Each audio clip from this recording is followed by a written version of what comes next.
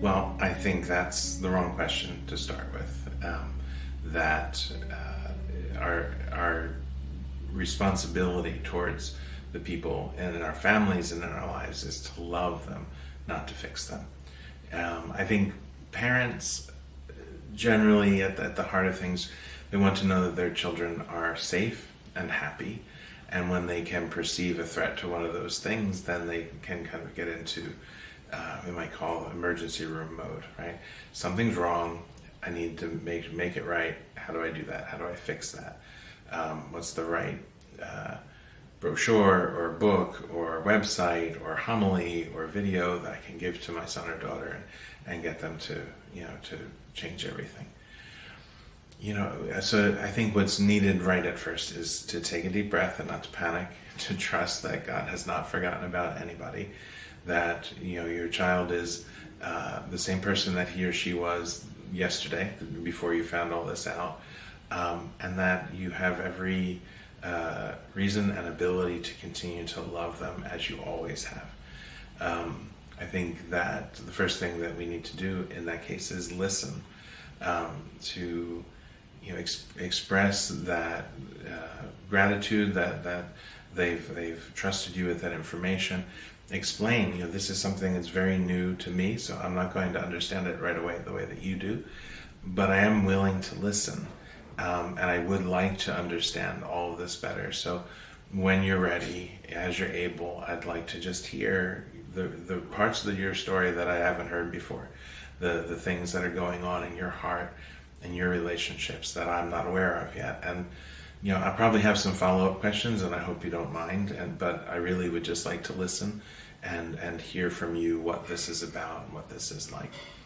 And then we can just continue to accompany our loved ones, stay with them as circumstances change, as things develop, and let them kind of move at their pace, while we try to just continue to show love and support in as normal a way as possible.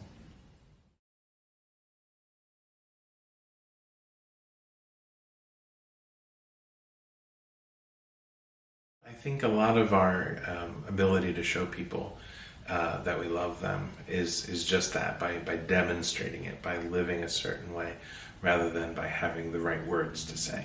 And so to continue to reach out, to continue to welcome them, to continue to express that desire to listen to what's going on and to help when you can, not to pressure them, not to push them faster than they're able to go, and to try to respond even to hurt feelings or to angry words or to unkindness with as much patience and cheerfulness as possible.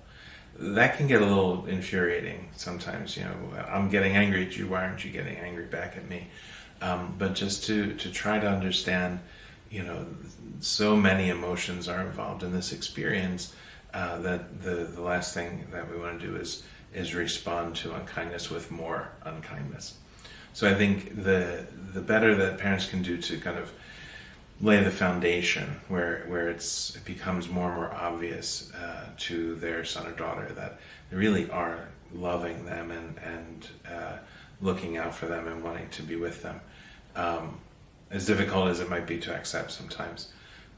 That creates an atmosphere where hopefully when it comes time to have conversations about difficult topics, like whether it's a good idea or not to be in a same-sex relationship, for example, then if we've laid that foundation of charity and patience and kindness and cheerfulness, then hopefully their son or daughter will be able to hear that word from them not as something condemnatory or judging, but is really coming from a place of charity and concern. They might not still agree with it, but at least it'll be clear to them why their parents are saying what they're saying.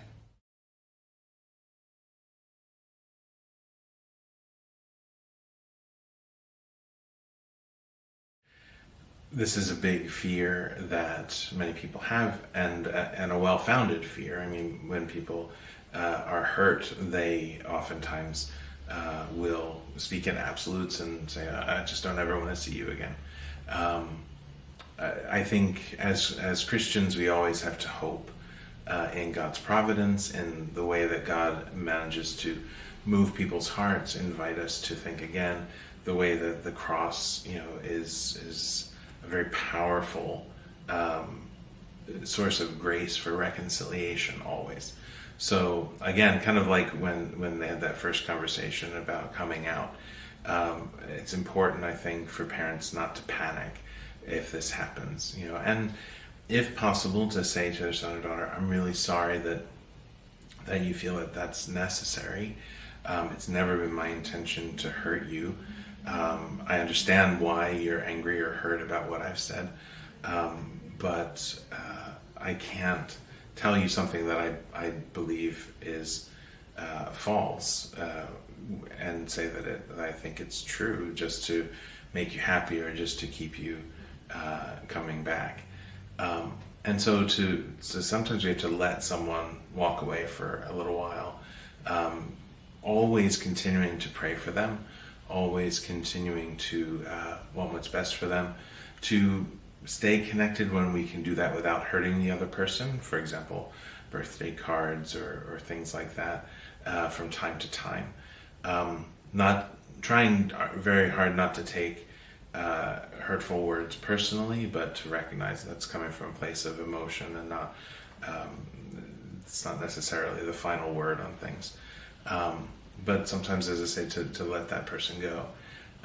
But then to ask God always for the grace to let go of whatever anger or hurt we might be feeling, so that if the son or daughter comes back, then the parents are able to receive them back cordially and with open arms, and not ever be at the place where they say, "Well, you should have come back, weeks ago or months ago or years ago." Not asking even for an explanation, but just being as merciful as possible and saying, like the father in the story of the prodigal son, you were gone and now you're back. I thought you were dead and now you're alive. I'm just glad that you're here.